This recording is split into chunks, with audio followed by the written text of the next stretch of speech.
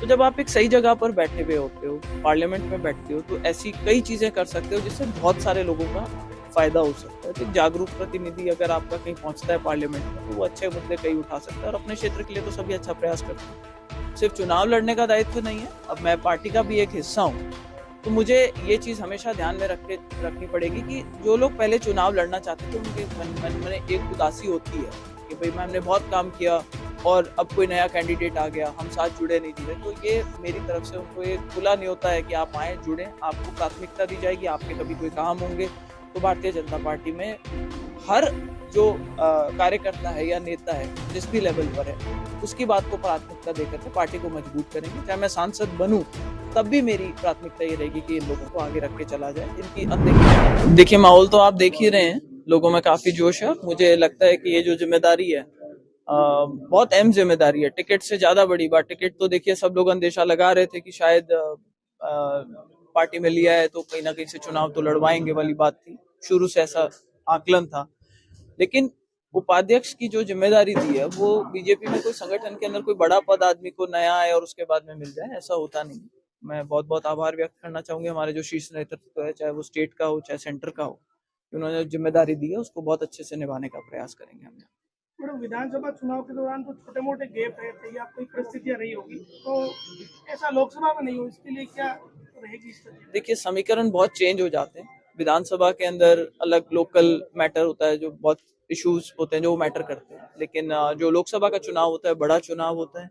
और हम सभी जानते हैं कि आज जो देश के अंदर माहौल है, चाहे वो राम मंदिर हो, चाहे 370 की धारा हटी उसका हो, और मोदी जी का जो ये एक बहुत ही डिसाइसिव नेतृत्व रहा है, वो देश के लिए काफी अच्छा रहा है। जिस तरीके की योजनाएं चल रही है वो अच्छी है, तो लोगों का एक जनमानस यही होता है कि हमेशा कि भाई सेंटर में तो मोदी जी की सरकार सबसे अच्छी है।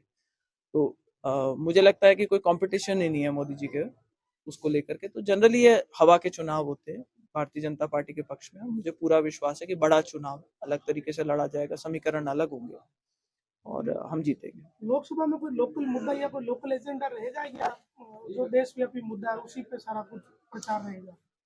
देखिए, अपने क्षेत्र के लिए तो हर आदमी कोशिश करता है कि कुछ ना कुछ करे। जब पहले भी प्रतिनिधित्व करा था तो हमने जो सबसे बड़ी समस्या थी पानी की थी, तो नहर लाने का प्रयास किया था।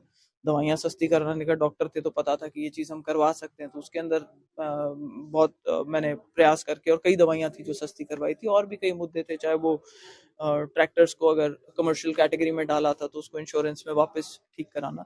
तो जब आप एक सही जगह पर बैठे हुए होते हो, पार्लियामेंट में बैठते हो, तो ऐसी कई चीजें कर सकते हो जिससे बहुत सारे लोगों का फायदा हो सकता है। तो एक जागरूक प्रतिनिधि अगर आपका कहीं पहुंचता है पार्लियामेंट में, तो वो अच्छे मुद्दे कई उठा सकता है और अपने क्षेत्र के लिए तो सभी अच्छा प्रयास करते हैं। मैडम, एक बीजेपी में भी चर्चा अभी आपने अपने भाषण में भी कहा कि कोई फसल हो तो बाद में निकाल ले, क्या कुछ आपको ऐसा लग रहा है क्योंकि आप भाजपा को एकजुट करने की बात कर रहे हैं? देखिए, अब मेरा दायित्व डबल है, सिर्फ चुनाव लड़ने का दायित्व नहीं है, अब मैं पार्टी का भी एक हिस्सा हूँ।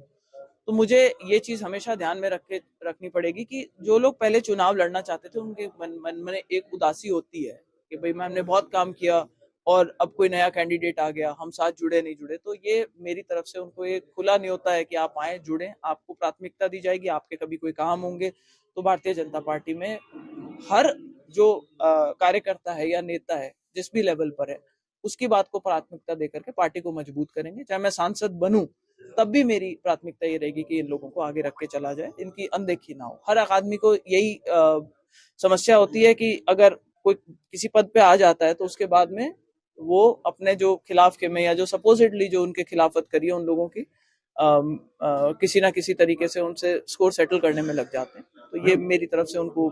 रालोपा और कांग्रेस के गठबंधन की बात हो रही है, चर्चा हो रही है, क्या कहेंगे हनुमान बेनीवाल अगर मैदान में रहेंगे आपके सामने? देखिए, वो उनकी प्रॉब्लम है, वो क्या करते हैं। हमने जो फैसला कर रखा है हमने कर रखा है। पार्टी ने आज ये फैसला किया है कि लोकसभा का चुनाव नागौर से मुझे लड़वाना है, तो मेरी तैयारी तो उसी तरीके से रहेगी। अब सामने वाले लोग क्या करते हैं वो उनको फैसला कर लेने दीजिए, जब ऐसा समय आएगा तब उस पर प्रतिक्रिया देंगे आपको।